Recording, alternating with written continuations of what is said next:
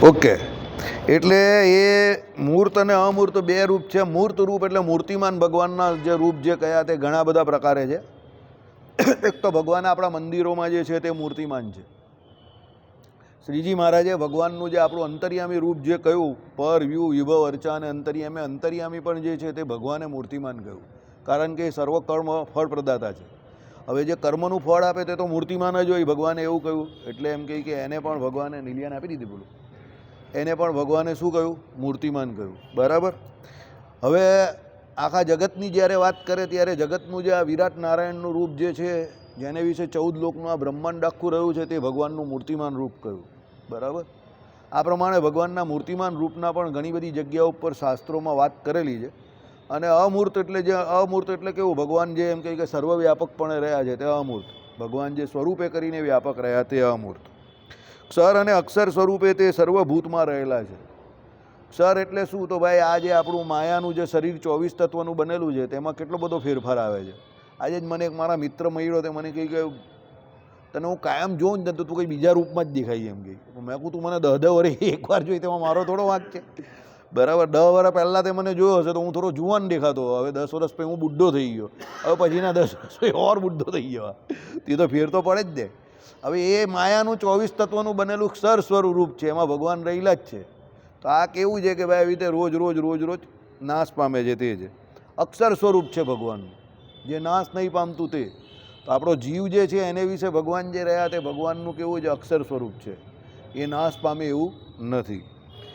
અને અક્ષર સ્વરૂપે તે સર્વભૂતમાં રહેલા છે. પરબ્રહ્મ તે અક્ષર અને આ સર્વ જગત તે સર. જો અક્ષર આવી ગયું એટલે શું કહ્યું? પરબ્રહ્મ પોતે જે છે તે અક્ષર અને આ સર્વ જગત તે ક્ષર. એટલે આ જે આખું જગત જે તે ક્ષર. એક ઠેકાણે રહેલા અગ્નિનો પ્રકાશ સર્વત્ર વિસ્તરેલો હોય છે, તેમ આખું જગત પરબ્રહ્મની શક્તિ છે. એટલે દાખલા તરીકે એક જગ્યા પર અગ્નિ હોય તો એનું તેજ બધે હોય, એમ ભગવાન પોતે અક્ષરધામમાં રહ્યા થકા અનંતકોટી બ્રહ્માંડને વિશે કહેવાય છે સર્વવ્યાપક છે. તો અક્ષરધામમાં જે પરરૂપ જે છે તે મૂર્ત રૂપ છે ભગવાન. જો આ મૂર્તનું ઓરિજિનલ ઉદાહરણ આ છે.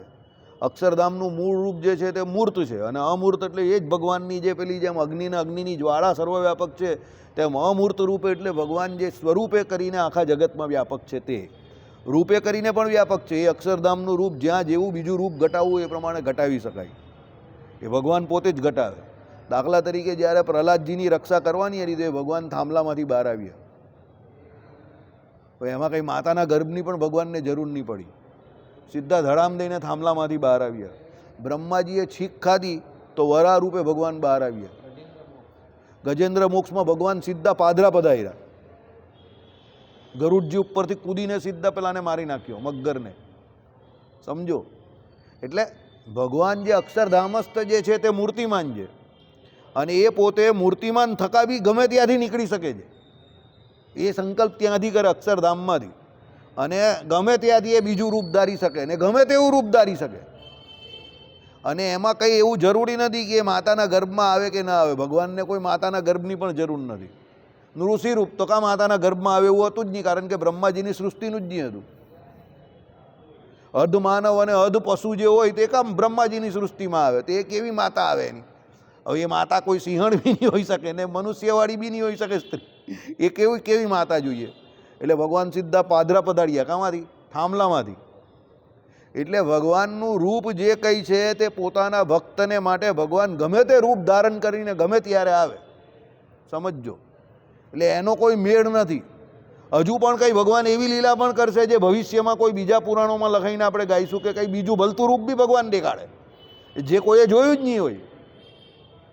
આપણે કાં ખબર છે? કારણ કે એ તો ભગવાન છે, ગમે તે કરી શકે છે, સર્વશક્તિમાન છે. અશોકભાઈ તો ભાઈ માલ પાણી લઈ આવ્યા લાગે છે. ચાલો.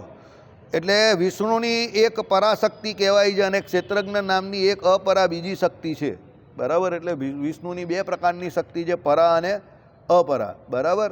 પરા એટલે કઈ કે ભાઈ આ જે જગત જે છે તે પરા, અને અપરા એટલે કઈ કે એને જે ધારીને રહેલી છે તે. એટલે આપણે આ જે કહી તે કઈ આપણો જે આત્મા જે કહ્યો તે પ્રમાણે ક્ષેત્રજ્ઞ રૂપે જે રહ્યા તે આત્મા અંદર ક્ષેત્રજ્ઞ રૂપે રહ્યો. અને એ ક્ષેત્રજ્ઞના આત્મા કોણ? તે પાછા પરમાત્મા. એટલે આત્માની અંદર પાછા પરમાત્મા રહ્યા. જો શરીરને આત્મા કંટ્રોલ કરે, અને આત્માને અને શરીરને બંનેને કોણ કંટ્રોલ કરે? ભગવાન પરમાત્મા કંટ્રોલ કરે. ચાલો. તથા અવિદ્યા જે કર્મ નામે ઓળખાય છે તે, અને એની ત્રીજી શક્તિ ગણાય છે. હવે ત્રીજી જે છે તે અવિદ્યા એટલે શું છે? જો ભાઈ આમાં તથા અવિદ્યા એટલે જે કર્મ નામે ઓળખાય છે તે, એટલે એની ત્રીજી શક્તિ છે. એટલે જેને આપણે કર્મથી કહીએ તે ભગવાનની ત્રીજી શક્તિ. એ અવિદ્યા શક્તિ વડે સર્વ ઠેકાણાની ક્ષેત્રજ્ઞ શક્તિ વિટરાયેલી છે. બરાબર. તેથી સંસારના સર્વે અતિ વિસ્તરેલા તાપો એક ક્ષેત્રજ્ઞ પામે છે. ક્ષેત્રજ્ઞ એટલે આત્મા. એટલે એ શું છે કે અવિદ્યા શક્તિ વડે, એટલે એ માયા વડે બધા જે કોઈ જીવ જે છે તે લપેટાયેલા છે. અહીંયા જે રહેલા જીવ છે તે બધા અવિદ્યાથી એટલે માયાથી લપેટાયેલા છે. એટલે શું કહ્યું કે એક ક્ષેત્રજ્ઞ જે છે તે બધા સંસારના સર્વે અતિ વિસ્તરેલા તાપો, આધિ વ્યાધિ ઉપાધિ જે છે તે બધી શું છે? એક ક્ષેત્રજ્ઞને લાગે છે. કારણ કે અવિદ્યા જે છે તે એની સાથે વીંટાયેલી છે. જો આપણો આત્મા છે એની જોડે આ 24 તત્વ માયાનું શરીર રહેલું જ છે. એટલે આજે મારે બી આ બધી માથાકૂટ થઈ ને, એમ બધાને માથાકૂટ થાય. જીવનમાં બધાને આધિ વ્યાધિ ઉપાધિ કંઈ ને કંઈ આવ્યા જ કરે. તમને આવી ગઈ લિગામેન્ટની એ, બરાબર. વચ્ચે વિજયભાઈને બી પગની આવેલી, પછી પેલા પાસે ગયા તે કે યુરિક એસિડનો પ્રોબ્લેમ છે. આ ભાઈને પણ હમણાં આવેલી. એટલે શું છે? હા, એને પણ આવેલી. એ કંઈ પેલો બ્રાન્ડન પેલો એ નથી, હા, જેમ્સ બોન્ડ નથી ગઈ, એને પણ આવી ગઈ. બધાને આવે. અશોકભાઈને પણ આવેલી છે. એટલે એ અવિદ્યાને કારણે, માયાને કારણે અહીંયા જેટલા પણ જીવ રહેલા છે એ બધા આધિ વ્યાધિ ઉપાધિથી શું થાય? શેકાયા કરે. બરાબર. કારણ કે અહીંયા માયા છે. એટલે આજે કંઈક કમાઈને નોટ પાણી લઈને આવ્યા છે. ચાલો, તો બહુ સારું. તો ખુશ તો વધારે સારું. હે રાજા, ક્ષેત્રજ્ઞ નામની શક્તિ અવિદ્યા શક્તિથી ઢંકાયેલી હોવાથી સર્વભૂતમાં વધારે ઓછી રહેલી છે. જો આવી ગયું ને, શું કહ્યું? ક્ષેત્રજ્ઞ નામની શક્તિ અવિદ્યા શક્તિથી ઢંકાયેલી છે. એટલે જે આત્મા જે છે આપણો, હવે આત્મામાં હકીકતમાં પોતાની જ્ઞાન શક્તિ બહુ રહેલી છે, પણ એક એનાથી ઢંકાઈ ગઈ છે, માયાથી, અવિદ્યાથી ઢંકાઈ ગયેલી છે. એને કારણે શું થયું છે કે ભાઈ એ જે ક્ષેત્રજ્ઞ નામની શક્તિ અવિદ્યા શક્તિથી ઢંકાયેલી હોવાથી સર્વભૂતમાં વધારે ઓછી રહેલી છે. એટલે બધા ભૂતમાં એ વધારે ઓછી છે. જેનામાં એ જ્ઞાન શક્તિ, આત્માની પોતાની જ્ઞાન શક્તિ વધારે, એનું એટલું માયાનું નિયંત્રણ. જેનામાં એ ઓછી એટલી માયા એની ઉપર દેહાત્મા બુદ્ધિ વધારે. આપણા બધામાં દેહાત્મા વધારે. પણ તમારા મિત્ર પેલા જે ત્યાં બરફમાં રહી છે એણે અવિદ્યા પર નિયંત્રણ મેળવેલું છે. તો જે અત્યારે પણ બરફમાં રહી જ ને, બાબા બરફાની તમારા કેદારનાથવાળા, સમજો. એટલે એને શું છે? ધીરે ધીરે માયા ઉપર નિયંત્રણ મેળવું. એનો ક્ષેત્રજ્ઞ જે જીવ જે છે તે બહુ મજબૂત છે કે એ એકલા ત્યાં રહી શકે છે. આઈડિયા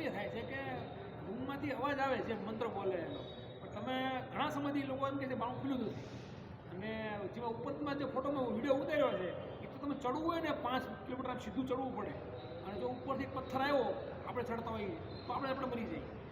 એને પાણી ન મળે, ખબર ન મળે, તો પહોંચે કઈ જીવે કઈ માણસ ખબર નહીં. હું તમને એમ કહું છું કે એને એ વસ્તુની જરૂર નથી ને. કાંઈક તો જોઈએ ને, અઠવાડિયે એક વાર તો સંભા જોઈએ કે જોઈએ? અઠવાડિયે એક વાર કેટલું ઓછું છે. એને એની જરૂર જ નથી ને. તમે સમજો આમાં શું આવ્યું? આપણે જે છે ને તે 24 તત્વોને ટકાવવા માટે પ્રકૃતિની જરૂર છે. એટલે આપણે હવા, પાણી, ખોરાક જોઈએ, એ વિજ્ઞાન કહે છે. મારી વાત સમજ્યા તમે? એ લોકો જે છે ને એ ધીરે ધીરે ધીરે ધીરે પહેલાં ખોરાક, પછી પાણી, એટલે ઓક્સિજન જે છે ને પ્રાણવાયુ એ લઈને જીવ્યા કરે. સમજો? ધીરે ધીરે એ લોકો ખોરાકની ઉપર નિયંત્રણ રાખે. હવે આપણું શું હોય ખબર છે? શ્રીમદ ભાગવત કે એ પ્રમાણે આપણે જે અહીંયાના જીવ જે છે ને એને શું હોય?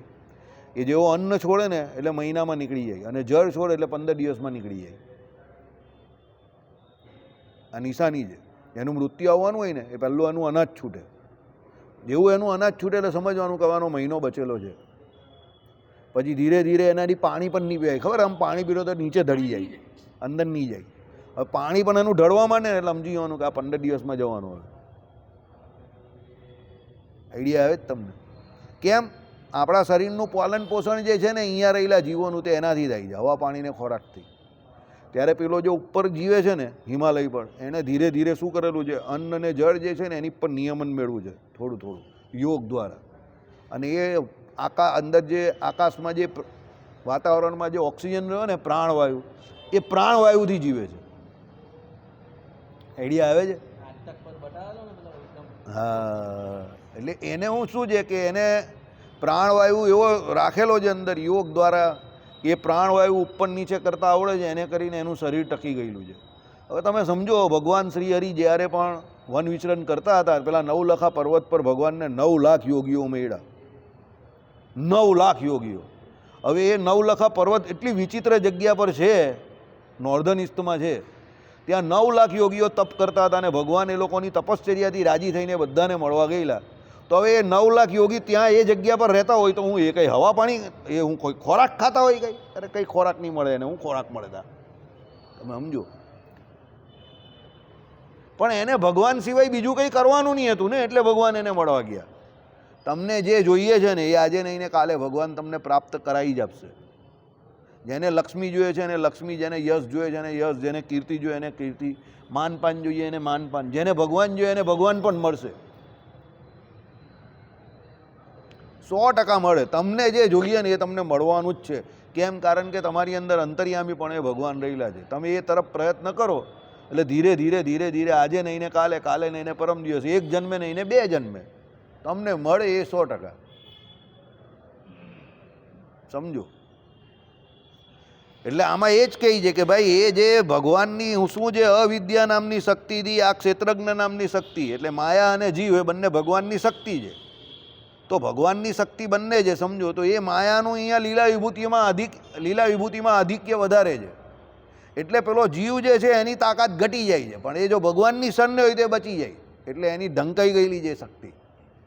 જીવાત્માની પોતાની જે જ્ઞાન શક્તિ જે છે ને તે માયાની શક્તિથી ઢંકાઈ ગયેલી છે. પણ પેલો જે બેઠેલા છે કેદારનાથમાં અશોકભાઈના મિત્ર, એણે શું છે, અવિદ્યા જે છે એની, એટલે માયા જે છે એને નિયંત્રણમાં લઈ લીધી. જો એને માયા હેરાન કરતી હોય, સમજો, તો એ માણસ ત્યાં અંદર રહી જ નહીં શકે. એ ગુફાની અંદર રહી જ નહીં શકે ને, અંદર, સમજો. જ્યાં સામાન્ય વ્યક્તિને જીવવું અઘરું છે ત્યાં એ આરામથી જીવે છે. એટલે એનો મતલબ શું થયો કે એ સામાન્ય વ્યક્તિ નથી. આઈડિયા આવે છે તમને કંઈ? ચાલો, હવે પછી શું કહ્યું તે સાંભળો. એ મહાબુદ્ધિવાળા, એ પ્રધાન એટલે પ્રકૃતિ અને પુરુષ જે સંશ્રય ધર્મવાળા એટલે એકબીજાને વર્ગીને રહેલા છે, તે સર્વભૂતોની આત્મારૂપી વિષ્ણુ શક્તિ વડે વીંટળાયેલા છે. સમજો. હવે સાંભળો.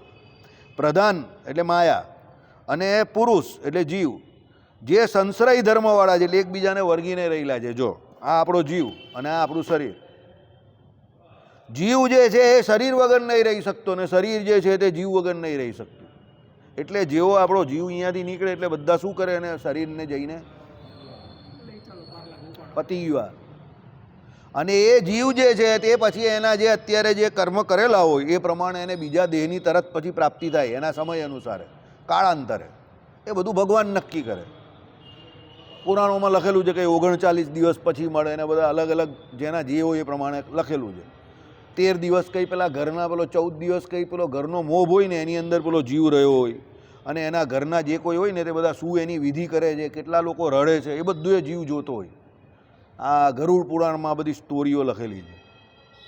અને એનાથી એ દુઃખી કે સુખી પણ થાય છે. કારણ કે એ ઉપર રહ્યો હોય અને એ જોતો હોય કે આ બધા તો હું મરી ગયો ને આ તો બધા જલસા ઠોકે જ ને, આ લોકો માટે તો મેં આખી જિંદગી ખર્ચી નાખી, ના તો બધા ત્રીજે દિવસે ટીવી ચાલુ કરીને બીજે દિવસે જ બેસી ગયા, આ લોકોને તો કંઈ પડી નથી. તો એ જીવ દુઃખી થાય છે. તો એ જે લોકો ત્યાં ટીવી જોતા હોય ને એ બધાને એ શ્રાપ આપે છે, નિશાસા નાખે છે. પછી હવે કોઈ હરિભગત હોય ને સારા માણસ હોય તો એ પછી ઘરમાં ગીતા પાઠ કરાવે. સમજો. આપણી હરિગીતા જે સત્સંગી જીવનની છે તે વંચાવે. એવું કંઈ કરે કોઈ બ્રાહ્મણને બોલાવીને ત્યાં, તો પેલો જીવ જોતો હોય અને એ રાજી થાય અને એ આશીર્વાદ પણ આવી જાય. આપણે જે કહીએ ને પિતૃદોષ અને પિતૃઓના આશીર્વાદ, ગરુડ પુરાણની કુથા રાખે ઘણા. એ મધ્યસ્થી એટલે શું છે કે હજુ એને આના પછીની ગતિ નહીં મળી.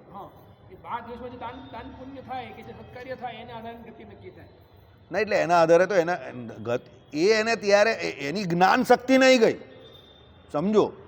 એ ગરુડ પુરાણ શું કહે છે કે એ જીવે એનું શરીર છોડી દીધું અરે ત્યાં સુધી કહ્યું છે કે બોડી પડેલી હોય ને ત્યારે જીવ જે હોય ને તેની આજુબાજુ ફર્યા કરે છે. અંદર પ્રવેશવાની જે મરી ગયા પછી જે આંગળીનું ને બધું હલન ચલન છે એ બતાવ્યા છે કે જીવાત્મા અંદર પ્રવેશવાની એ કરે છે કોશિશ એ પ્રયત્ન અંદર કરે છે પાછો જવાનો, એટલે હલન ચલન થતું હોય. એવું કોઈ આપણને લાગે ને કે આ આંગળી હલે છે. એ અંદર જવાનો પ્રયત્ન કરે છે. ગરુડ પુરાણમાં કહ્યું છે કે એની આજુબાજુ જ વિચરતો હોય છે, પણ એ અંદર જઈ નહીં શકતો, કારણ કે અંદરથી બહાર નીકળવું ને પછી એ ચાલ્યો જાય. આપણું પતી ગયું કામ. એ એની બોડીને જોઈ શકે છે. તમે કહો યાર વાસુદેવભાઈ બી લપેટા મારે ફેંકા ફેંક કરે છે, વૈષ્ણવ સમાજમાં વૈષ્ણવ સંપ્રદાયમાં એને જોઈ છે. એ જે છે ને કે આ મારું શરીર છે એને જોઈ છે, લિટરલી જોઈ છે. વૈષ્ણવ સંપ્રદાયમાં આની એની કથા છે આખી સરસ મજાની. એક આત્મા હોય ને એ શરીરની બહાર નીકળે અને એને એને ભેટીને રોતો હોય. તો ઘટના પછી વાત કરીશ. સારું, એમાં શું છે સમજો, લોજિક સમજી જાઓ તમે. લોજિક શું છે એ તમે સમજો કે જીવ અને શરીર એ આમાં જે કહ્યું એ પ્રમાણે સંશ્રય ધર્મવાળા છે. સંશ્રય ધર્મ એટલે બંનેને એકબીજાના સાથની જરૂર છે, સહકારથી બંને કામ કરે છે, સમજો. એટલે શરીર વગર એકલો જીવ કંઈ કરી નહીં શકતો. હવે દાખલા તરીકે તમે કહ્યું કે અહીંયા સ્થૂળ શરીર પણ પડી રહી, તો આપણી જે આગળની ગતિ જે થાય છે વાયુમંડળમાંથી શરીર જે એટલે આપણો જીવ જે આગળ જાય છે, સમજો, તો એમાં એનું સૂક્ષ્મ શરીર એની સાથે હોય છે. ત્યારે સૂક્ષ્મ શરીર એટલે શું? 5 જ્ઞાનેન્દ્રિયો અને 5 કર્મેન્દ્રિયો એ એની સાથે હોય છે ને. અંતકરણ, હવે એ તો 4 અંતકરણ, હવે એની સાથે હોય છે. હવે એ સમજવા જેવું છે, એ જીવ પોતે ગતિમાન નથી, જીવ સ્થિર છે. એને ગતિ કરાવે છે કોણ ખબર છે? પેલો વાયુ. તમે જુઓ ને એ પ્રમાણે જે આમ પેલો તમને ધુમાડો ઉડતો દેખાય, તો તમને આમ ધુમાડો જે ઉડે છે, ધુમાડો કેમ ઉડે છે? ધુમાડો ગતિમાન નથી, પણ પેલા વાયુને કારણે ધુમાડો ઉડી રહેલો છે. તેમ એ જીવ પોતે ગતિમાન નથી, પણ પેલો જે વાયુ જે છે ને તે એને અહીંયાથી એના કર્મ પ્રમાણે ગતિ આપે છે. સ્વર્ગલોકમાં જવાનો હોય તો ઉધ્વ ગતિ આપે, ભગવાનના ધામમાં જવાનો હોય તો ઉધ્વ ગતિ આપે, એનાથી વધારે. એ પ્રમાણે પછી જો એ ભગવાનના ધામમાં જવાનું હોય તો એનું જે સૂક્ષ્મ શરીર જે હોય અહીંયાનું તે પેલા બહાર પેલો ત્યાંથી અક્ષરધામમાંથી એક મુક્ત આવે, અને એ એને વિરજા નદી જે છે ત્યાં વચ્ચે કોની આપણા માયાનું આવરણ અને અક્ષરધામની વચ્ચે વિરજા નદી છે, ત્યાં એને ડૂબકા ખવડાવે. કોને? જીવને. એ વિરજા નદીમાં ડૂબકા ખવડાવે એટલે એનું જે સૂક્ષ્મ શરીર જે છે એ પૂરું થઈ ગયું. એ જેવો ડૂબકા ખવડાવે ને ત્યાં એટલે બહાર નીકળે એટલે અપ્રાકૃત દિવ્ય દ્રવ્યનું ત્યાંનું બોડી લઈને નીકળે, અક્ષરધામનો થઈ જાય. પછી પણ એને શરીર મળી ગયું પાછું. હું તમને જે કહેવા માંગુ તે સમજો. એને પાછું ત્યાં શરીર મળી ગયું.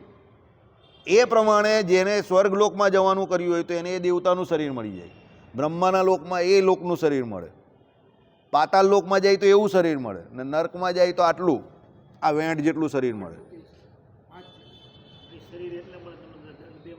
હા, દંડ આપે. બસ બસ બસ, એને દંડ મળે, એ શરીર આપે. ને એ શરીર કેવું ખબર? તરત મરી પણ જાય છે. અમુક દંડ એવા મળે મરી જાય, પાછો જીવ તો કરે, પાછો મારે. પેલો કહી ને વો એ કહી ને, हाँ कि सरकार को तो अभी जानता नहीं है, वो तुमको मारकर जिंदा करके वापिस मार देगा. ये नियम અહીંયા લાગે છે યમલોકમાં. એને સ્પેશિયલ દંડ આપવા માટે એ દેહ આપે છે. એટલે જે યોનિમાં એ ગયો, જે સ્થાનમાં એ જાય એ પ્રમાણે એને દેહ મળી જ જાય છે. એટલે આત્મા અને શરીર બંને સંશ્રય ધર્મવાળા છે. સંશ્રય એટલે બંનેને એકબીજાનો આશરો છે, એકલા નહીં રહી શકતા. આ મેઇન ટોપિક છે આજનો, સમજજો. શ્રી ભાષ્ય રસ પડે એવો ગ્રંથ નથી. હવે તમે માનશો તો તમને હસવું આવશે. આપણા યુટ્યુબ પર મુકાય ને શ્રી ભાષ્ય, તો એના વ્યૂ કેટલા મળે ખબર? 14, 15, 20. અને પેલું ગીતા ભાષ્ય જે હમણાં શરૂ કર્યું જ ને, એમાં 250 વ્યૂ મળી જાય. હવે એમાં કોઈ એડવર્ટાઇઝ નથી, કંઈ નથી, આમ જ એના 250 જણા લાઈવમાં સાંભળે. બોલો, રોજ 200, 250, 240. હું પણ નહીં ઓળખતો કોણ છે એ લોકો. આમાં 15 માણસ પણ નથી આવતા. કેમ? આમાં તત્વજ્ઞાન આવે ને એટલે. પણ જેને તત્વજ્ઞાનમાં રસ પડે એને મજા આવે. આ વિષય એવો છે, બરાબર? ચાલો, એટલે શું કહ્યું? એકબીજાને વર્ગીને રહેલા છે, બરાબર? એટલે સંશ્રય ધર્મવાળા તે છે તે સર્વભૂતોની આત્મારૂપી વિષ્ણુ શક્તિ વડે વીંટળાયેલા છે. હવે એ જે બંને જે છે જીવ અને શરીર, એ બંને જે છે તે કોની પર આધાર રાખે છે? એનો આધાર, એ બંનેનો આધાર કોણ છે? તો ભગવાન પોતે છે. ગઈકાલે આપણે વાત કરેલી એ પ્રમાણે કે પરા અને અપરા, કે ચેતન અને અચેતન, એ મારી બંને પ્રકૃતિ જે છે તે બંને પ્રકૃતિનો આધાર હું છું. મારી અચેતન પ્રકૃતિ જે છે તે મારી ચેતન પ્રકૃતિ દ્વારા શું કરાયેલી છે? એને આધારિત છે, એના આધારે રહેલી છે. આ આપણું શરીર તે અચેતન પ્રકૃતિ, ને ચેતન આપણો જીવ. તો ચેતન એવો આપણો જીવ છે, એના દ્વારા આ જે આપણું માયાનું શરીર જે છે તે એના આધારે છે. અને મારે જે ચેતન અને અચેતન બંને પ્રકૃતિ છે એને ધારીને કોણ રહેલો છું? તો હું રહેલો છું. પણ વસ્તુતા એ બંને પ્રકૃતિ કરતાં હું કેવો છું? જુદો છું. એટલે ભગવાન એ બંનેનો આધાર છે. તે અહીંયા કહ્યું. શું કહ્યું? સર્વભૂતોની આત્મારૂપી વિષ્ણુ શક્તિ વડે વીંટળાયેલા છે. એટલે આત્માની અંદર પાછા એ પરમાત્મા વીંટળાયેલા રહ્યા છે. તેઓ પ્રધાન અને પુરુષના પૃથક ભાવનું અને સંશ્રયનું કારણ પણ તે જ છે. જો આવી ગયું ને, પ્રધાન અને પુરુષ એનો પૃથક ભાવ અને આશ્રય એનું કારણ પણ કોણ છે? સંશ્રય એનું કારણ પણ તે ભગવાન જ છે. એટલે જીવ જે છે એ કઈ યોનિમાં જશે, કયું શરીર ધારશે, એ એના કર્મને અનુસારે ડિસાઇડેડ બાય ગોડ ઓનલી, એ ભગવાન નક્કી કરશે. કે આ હવે અત્યારે જે છે તે કોઈ પણ માણસના ઘરે જઈને એના કામની અંદર જઈને ભોં કરી આવ્યો તો આને કૂતરાની યોની આપો. દરેક જગ્યા પર આને ભોંકવાની આદત પડી ગઈ છે. આ કૂતરો બનશે. ઘણા દંશીલા હોય સાપ જેવા, દરેક જગ્યા પર જઈને લોકોને દંશ મારતા હોય ને એવું કરે. ભગવાન કે એને સાપ બનાવો, એ સાપ સર્પની યોની પામે. તમે જેવા કર્મ કરો એ પ્રમાણે તમને યોની મળે. સમજો. હવે સમજવા જેવું છે. સૌથી વધારે ઇમ્પોર્ટન્ટ, માયાના ગર્ભમાં પણ જ્યારે જીવ હોય છે ને ત્યારે એ માયાના ગર્ભમાં પણ એ જીવ જોડે ભગવાન હોય જ છે. હવે માયાના ગર્ભમાંથી બધા બહાર આવે છે ત્યારે એના પૂર્વના કર્મ જેવા હતા તે પ્રમાણે એ કર્મ લઈને જીવ અંદર ગયેલો. એટલે બહાર આવશે તો એ કર્મ લઈને બહાર આવશે. તો એ એના પૂર્વના કર્મ પ્રમાણે બહાર આવશે ત્યારે પણ એને 4 પ્રકારની જે યોનિઓ ખરી, 21 લાખની, સ્વદેહ, ઉદ્બીજ, જરાયુજ અને અંડજ, એ જે 21 લાખની 4 પ્રકારની મુખ્ય કેટેગરી કઈ, એ કેટેગરીમાં એના પૂર્વના કર્મને અનુસારે ભગવાન એને પાછી ઉત્પત્તિકારે જન્મ આપશે, દેહ આપશે. અને એમાં જે સુખ દુઃખ પણ એ પ્રમાણે આવશે. દાખલા તરીકે એણે કામ કૂતરા જેવા કરેલા છે, પણ એની જોડે એને લોકોને દાન પુણ્ય કરેલું છે, તો એ કોઈ રોયલ ફેમિલીનો કૂતરો બનશે. મેં થોડા બડાવાલા કૂદતા ભોં મર્સિડીઝમાં આટા મારશે પેલી ગોરી મેમની સાથે. બરાબર? એટલે એણે શું છે, કૂતરો તો બન્યો, લોકોના કામ બગાડેલા, પણ દાન પુણ્ય સારું કરેલું તો એ મર્સિડીઝવાળો કૂતરો બનશે. એમાં પણ પાછું ફેર, સુખ દુઃખમાં ફેર. અને પણ એ ભોં પણ કરતો હતો ને કોઈને કંઈ દેતો નહીં હતો, તો એ પેલો ગલીનો ખુજલીવાળો કૂતરો બનશે. પેલો ખુજલીવાળો કૂતરો હોય ને, બધા એને પથ્થર મારે ને એવો, કારણ કે એ લોકોના ઘરે જઈને એના કામ બગાડી આવેલો, એટલે એને ખુજલીવાળો કૂતરો બનાવશે ભગવાન. એટલે તમે શું બનવાના છે તે અત્યારથી જ નક્કી છે. તમે જોજો, અમુક માણસ જોજો અત્યારથી જ તમને દેખાતો હોય કે આ કૂતરા જેવો જ છે, અમુક બિલાડા જેવા દેખાતા હોય, મિયા પેલા બિલાડી જેવી ચાલ હોય, બિલાડી જેવા જ હોય, મિયાવ કરતા હોય, ખબર નહીં પડે. આમ ગમે ત્યાં એવા આવીને ઘૂસી જઈને આમ બેસી જઈને બધાની વાત સાંભળતો હોય, એ બિલાડી જેવા હોય, એ બિલાડી બનશે. અમુક હાથી જેવા હોય, મદમસ્ત ચાલતા હોય એકદમ, અમુક સિંહ જેવી ચાલવાળા હોય. તમે જોજો, કોઈથી ડરે નહીં, ગમે તે હોય તમે જોજો. પણ એક વસ્તુ નક્કી છે કે એના પૂર્વના અને અત્યારના કર્મના આધારને હિસાબે પરમાત્મા જે છે એને આ શરીરમાં કેટલો સમય રહેવું, બીજું કરવું, કયું શરીર એને પ્રાપ્ત થવું, બધું ભગવાન નક્કી કરે. એના પોતાના હાથમાં કંઈ નથી, ફક્ત ને ફક્ત કર્મ કરવું એના હાથમાં છે. એટલે કહું કે ભાઈ જે કંઈ કરો વિચારીને કરો અને સારું કરો, ખરાબ બિલકુલ ન કરો. કદાચ સારું નહીં થતું તો કંઈ નહીં કરો, પણ ખરાબ તો કરો જરા પણ નહીં. દરેક બાબતમાં તમે એમ જ વિચારો કે ભાઈ મારે દુનિયામાં બધી જગ્યા પર ટોપ પર પહોંચી જવું જ, પેલાની જેમ. અત્યારે પેલો ગાંડો થઈ ગયો જ ને કાકો, બરાબર, ટ્રમ્પ કાકો, અને આખી દુનિયામાં એમ કે બધાને જ ક્યુબાને લઈ લેવું ને ગ્રીનલેન્ડને લઈ લેવું ને પછી બધાને જ અંદર લઈ લેવું. સમજો, તો એ નીતિ બહુ ખોટી છે. મેં સબકા ખાઉં મેરા ખાયા તો મરી જાય, હિરણ્ય કસુપી જેવી નીતિ છે આ. બરાબર? બિચારા નાના નાના દેશવાળા પછી જાય કાં? આવી રીતે મોટા જે જાય ને તો આ બાજુ તાઇવાનને ચાઇના ખાઈ જવાનું કહે છે, ગ્રીનલેન્ડ ને ક્યુબાને પેલો અમેરિકાવાળો ખાવાનું કહે છે, વેનેઝુએલાને તો ઓલરેડી એ ખાઈ ગયો. તો પછી નાના નાના જીવ બધા જાય કાં? પછી આ તાઇવાન પછી નેપાળનો નંબર લગાવી દેશે ચીન. નેપાળને ખાઈ જાય, આ બાજુ બાંગ્લાદેશ છે તો એને ખાઈ જશે, સમજો, શ્રીલંકાને ખાઈ જાય, તો પછી નાના નાના માણસ કરવાના શું? એટલે પછી ભગવાન કંઈક કરે ચમત્કાર. આઈડિયા આવે છે? ભગવાન કંઈ સબ તેરા લેકિન હુકુમ મેરા. એટલે ભગવાન પછી આવા જે મોટા જે જાયન્ટ હોય તે નાના નાના જીવોને ન જીવવા દે, એટલે ભગવાને પછી કંઈક કરવું પડે. એટલે ભૌગોલિક પરિસ્થિતિમાં કંઈક ફેરફાર થાય.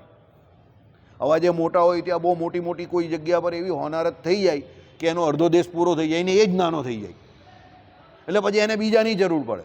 એટલે પેલા બીજા બધા કે હે તું મોટો હતો તો અમને હેરાન કરતો હતો, એટલે પેલા નાના બધા ભેગા થઈને પછી એને જઈને હેરાન કરે. લખેલું જ છે લંડન જે છે તે ડૂબી જવાનું છે, અમેરિકાના ઘણા વિસ્તારો બધા એમ કે દરિયો જે છે ત્યાં આગળ આવી જવાનો છે ને બધું લખેલું જ છે ઇતિહાસમાં, કે એ પ્રમાણે ભૂગોળ એ પ્રમાણે ચાલશે. એટલે કહેવાનું તાત્પર્ય શું છે કે આ જે આખું ચક્ર જે છે તે ભગવાન ફરાવે છે. એટલે તમે જે કરો છો એના ધણી તમે છો અને એને ભોગવવાનું છે, ત્યારે તમે એના નોકર છો, ગુલામ છો. એટલે આ કેવી વાત છે?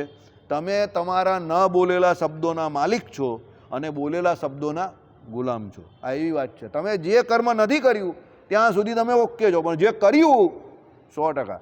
કર્મની ચિઠ્ઠી એવી છે કે તમે એને ગમે એટલા ખોટા એડ્રેસ પર ફેંકો પણ એ છેલ્લે તમારા એડ્રેસ પર જ આવશે. કોમેડી પિક્ચર જેવું થાય, પેલો કોઈ વસ્તુ ગમે ત્યાંથી ઉચકીને બહાર જંગલમાં મૂક્યા પણ છેલ્લે ફરી ફરીને એના ઘરમાં જ આવી જાય ને. આપણે કોમેડી ફિલ્મોમાં પહેલાં નહીં જોતા હોય કે કઈ વસ્તુ આવેલી હોય નકામીને પેલો ઉચકીને બેગ જઈને જંગલમાં નાખી આવે, તો પેલો કહે કે આ બેગ તો એમ કહે કે વાસુદેવભાઈની છે, એટલે પેલો બિચારો ઉચકીને ત્યાંથી લાવે ને આપણા ઘરે આપણે એમ કે એને બહાર મૂકી આવ્યો, તે તમને ઘર સુધી આપવા આવશે. મને એક ભાઈ આપવા આવેલા જ એવી રીતે. મારી જોડે આવી બધી ઘટનાઓ બહુ ઘટે. હું જે માલ છોડતો હતો તે મને આપવા આવ્યો, પાછું મારા ઘરે જ આપવા આવ્યો. મેં કહું ભાઈ હું જાણી જોઈને છોડું છું, હું કામ તમે છોડો? હું એમ કે હું બહારથી ઉચકતો આવ્યો, એણે મને પકડીને મને ઊભો રાખ્યો અને બધું આપી દીધું. એટલે આપણે એને છોડતા જઈએ પણ બીજાની કંઈ ઈચ્છા એવી હોય કે પકડાવવાની તો એ તમને પકડાઈ દે પાછું, સમજો. એટલે એ ભગવાન છે એ નક્કી કરે છે કે તમને કયો દેહ મળે, ક્યારે એ દેહ મળે, ક્યારે એ દેહ છોડવાનો, બધું ભગવાન નક્કી કરે છે. તમારા ને મારા હાથમાં કંઈ નથી, બરાબર?